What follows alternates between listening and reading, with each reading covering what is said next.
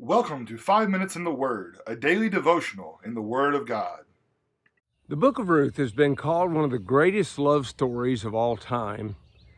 I thought it might be interesting for us to read a chapter from the book of Ruth and then make some observations about it.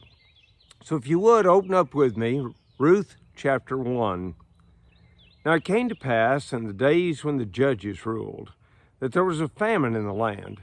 And a certain man of Bethlehem, Judah, went to dwell in the country of Moab, he and his wife and his 2 sons. The name of the man was Elimelech. The name of his wife was Naomi. And the names of his 2 sons were Mahlon and Chilion, Ephrathites of Bethlehem, Judah. And they went to the country of Moab and remained there.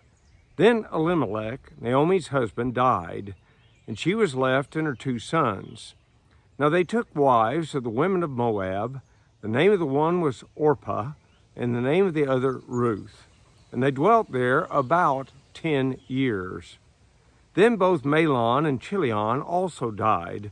So the woman survived her 2 sons and her husband. Then she arose with her daughters-in-law that she might return from the country of Moab.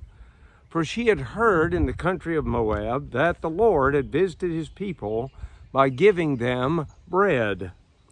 Therefore she went out from the place where she was, and her 2 daughters-in-law with her. And they went on the way to return to the land of Judah.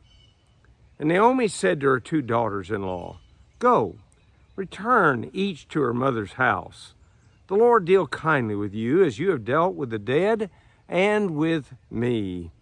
The Lord grant that you may find rest, each in the house of her husband." So she kissed them, and they lifted up their voices and wept. And they said to her, "Surely we will return with you to your people."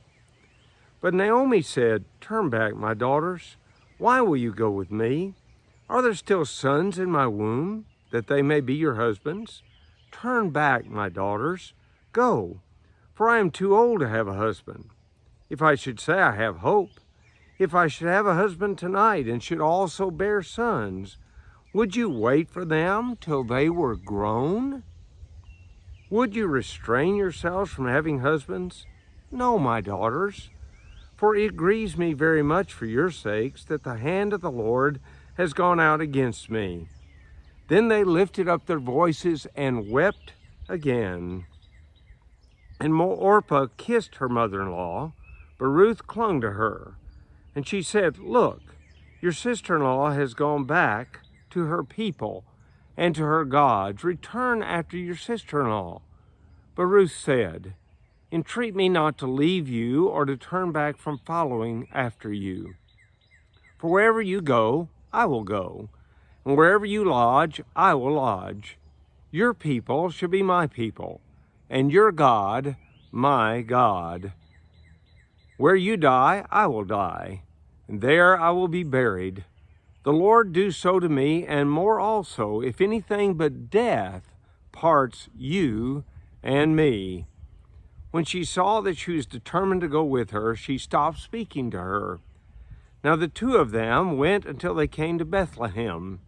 And it happened when they had come to Bethlehem that all the city was excited because of them.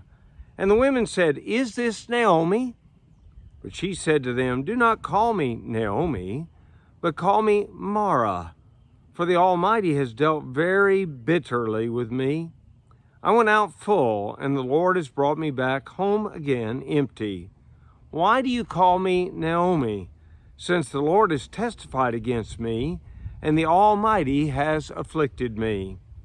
So Naomi returned, and Ruth the Moabitess, her daughter-in-law, with her, who returned from the country of Moab. Now they came to Bethlehem at the beginning of barley harvest. It's an interesting chapter. A couple of quick observations should be made. First, think about these 2 names that Naomi throws out. To us, they don't mean anything. The word Naomi in Hebrew means pleasant. In contrast, the word Mara means bitter. And you can see where her life had made her be bitter. But should she have been bitter? There is a prime reason for her to rejoice. And that prime reason is the dedication, the commitment of her daughter-in-law to her. Those beautiful words that are found in the 16th and the 17th verses are not just good for daughter-in-law and her mother or for any other relatives. They are particularly astounding when read at the beginning of a wedding as a commitment for both husband and wife to be true to one another. Let's read them again and resolve to be this dedicated in every one of our relationships of which God approves.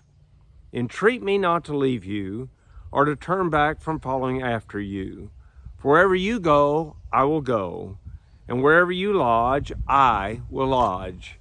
Your people shall be my people, and your God my God. Where you die, I will die, and there I will be buried. The Lord do so to me, and more also, if anything but death parts you and me.